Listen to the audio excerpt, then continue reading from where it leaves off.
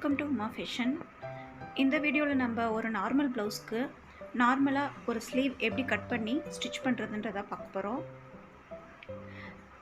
First நம்மள ஒரு line போட்டுக்குவோம். லைன் போட்டுட்டு ஸ்லீவை வந்து நம்ம மெஷர் பண்ணுறோம். 6.5 இன்ச் இருக்குது. ஆர்ம் ஹோல் வந்துட்டு 8 இன்ச் இருக்குது. நம்ம ஒரு 1.5 இன்ச் அளவுக்கு கேப் விட்டுட்டு அதுக்கப்புறம் நம்ம அந்த 6 இன்ச்சை வந்து மார்க் பண்ணுறோம். மார்க் பண்ணி லைன் போட்டுக்கலாம். லைன் போட்டுட்டு கீழே வந்து நம்ம ஒரு 3 இன்ச் அளவுக்கு மார்க் பண்ணிக்கலாம்.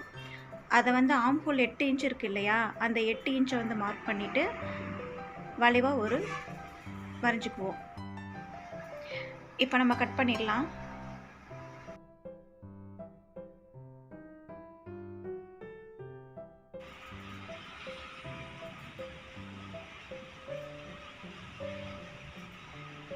இதுக்கு வந்து நம்ம நாச் போட்டுக்கலாம்.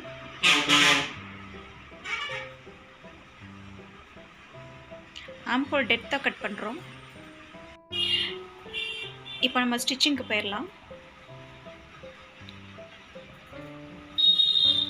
ஃபர்ஸ்ட் அதை சைடில் இருக்கிறத கட் பண்ணிவிட்டு நம்ம ஒரு 1/2 இன்ச்சுக்கு மட்டும் மடக்கி அடித்து ஒரு தையல் போட்டுக்குவோம்.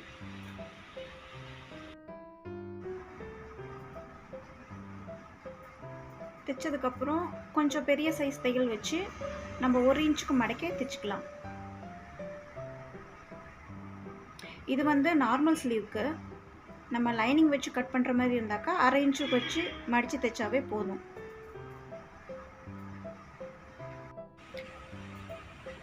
அவ்வளோதான், ஸ்லீவ் முடிஞ்சிருச்சு.